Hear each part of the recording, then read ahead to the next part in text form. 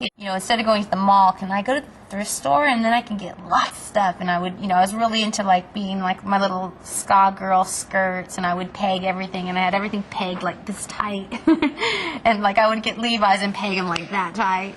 But it was just like all about like sewing and projects in my room, and nobody could come in there because it was dangerous with all the pins, and it was always projects, and that was just all through high school. And then never thinking for a second about being a designer. Always going, God, what am I going to be when I grow up, Meanwhile, I'm in this band, and then what happened? And then I started making clothes to go on tour. And I made like all these little dresses and very cartoony, kind of Disney primary colors and stuff like that. I mean, really bad. I mean, I was never a very good sewer. My mom taught me, like the Velcro up the back, and kind of looked good from the outside, but the inside was like a mess.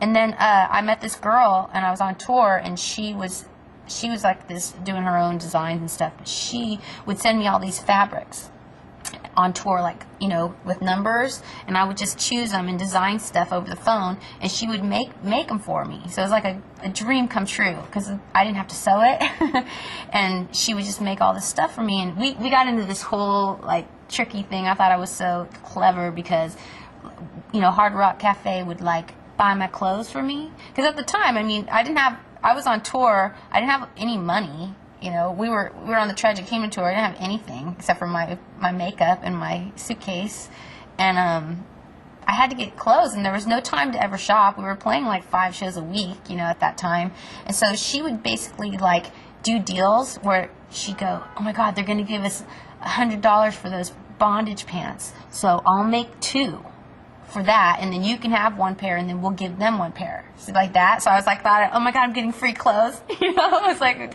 this whole deal.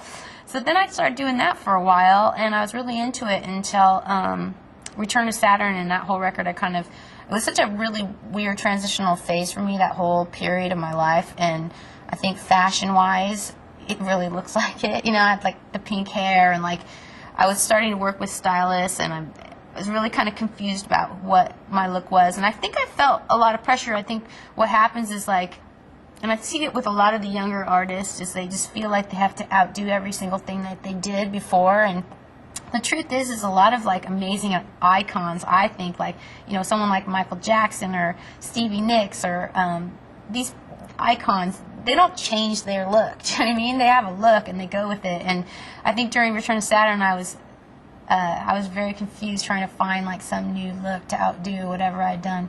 And it's funny because it so reflects the time. If you look at my journals and where I was at, and I look at the pictures of myself, I'm like, oh my God, I'm a confused girl. And then we did, I got through that, and then we went to the rock steady phase, and I met this girl, Andrea Lieberman, who's a stylist.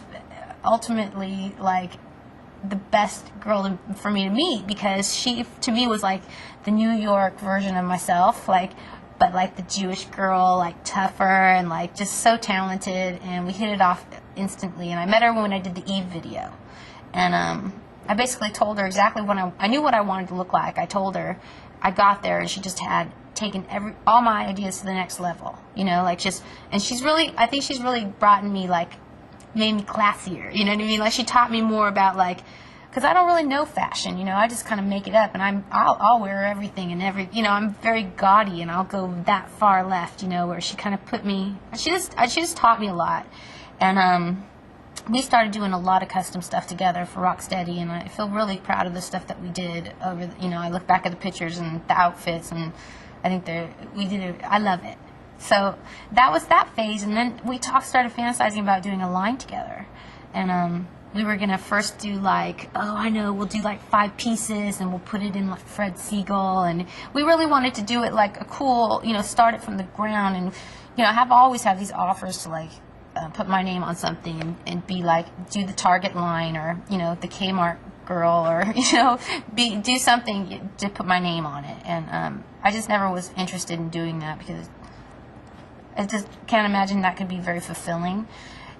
So with this project, it just happened that this guy was out there with a bunch of money that wanted to give it to me. And he basically was looking to do a project on his own. He wanted to start a label, and he was thinking of me. Meanwhile, I was out like on the other side, you know, in California. He's from Philly, and he hooked up somehow. We hooked up, and he basically said I can do whatever I want, and that was what I was looking for. I wanted the freedom to, like, you know, I don't have to like play by the fashion rules because I don't know them, and I don't have to like try to sell to my audience or try to target an audience or have a certain price point. You know, I just wanted to make clothes for myself that I would wear, and have all my dreams come true.